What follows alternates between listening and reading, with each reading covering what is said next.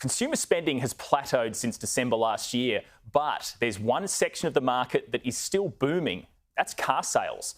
New vehicle sales have just set a fresh record in August with nearly 110,000 cars sold. But looking deeper into the statistics, and you can see a lot of these vehicles were ordered months ago, and in some cases, more than a year ago. So when will the consumer crunch hit the car sales numbers, and are the storm clouds approaching? I caught up with Tony Webber, the Chief Executive of the Federal Chamber of Automotive Industries, a little earlier. I think it was a strong month because we saw good reply to supply issues in the marketplace. Supply has been a significant issue since COVID, and we're now gradually seeing supply issues both domestically and internationally picking up, and that means we can get more vehicles into consumers' hands. Yeah, what's got the car market performing so well at a time where consumer confidence and consumer spending is actually pretty low?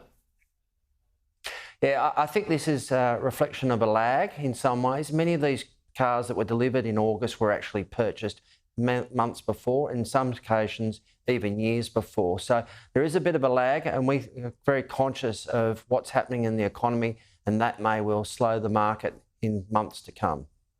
Yeah, how long does it take to see that lag effect on the new car sales numbers that you guys put out?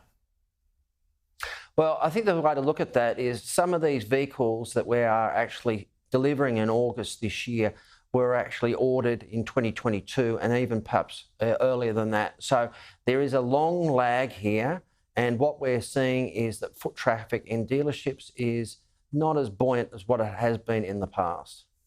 So demand today, how does it compare to, say, demand at the peak of the supply chain problems back in 2021 and 2022?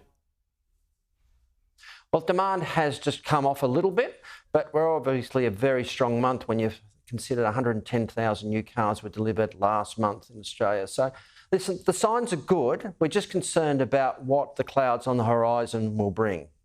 Yeah, it looks like MG has been a brand that's really been on the rise with consumers buying more and more MG vehicles over the past 12 months, particularly the electric vehicle space as well. Just how popular now are electric vehicles becoming on a monthly basis?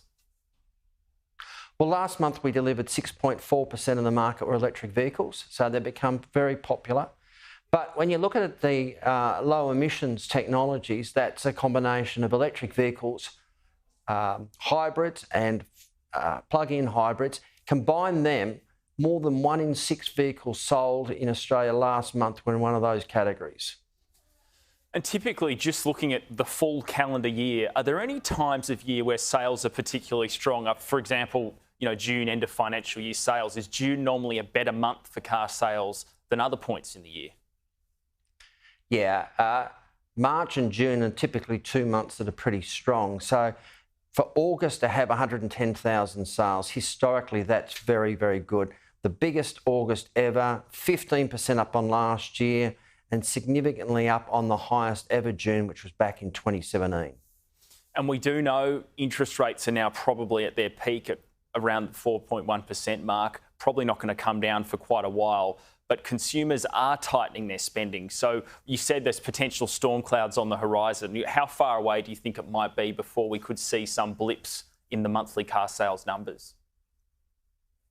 Well, what will drive car sales in the next few months is how much of that demand that's been pent up from previous months hasn't been delivered. We think there's still a fair bit of demand in the system that has to be delivered, and then we have new buyers going into the market. So overall, we're reasonably confident.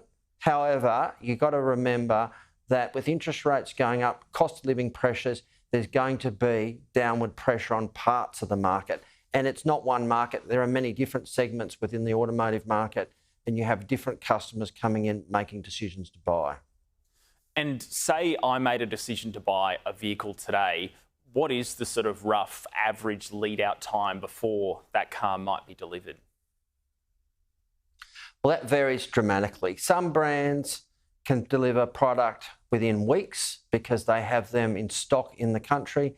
Others may take many months. It's really hard to average that out. It just depends on what you want and how much stock level there is of that product. And yeah, Tony, I wanted to ask you, inflation, the impact that we've had with inflation on the car market, just how much roughly has it affected car sales in Australia? Well, I don't think inflation has had a huge impact at this point in time, but that's part of that cost of living, storm clouds on the horizon sort of discussion. We are concerned about where this is going.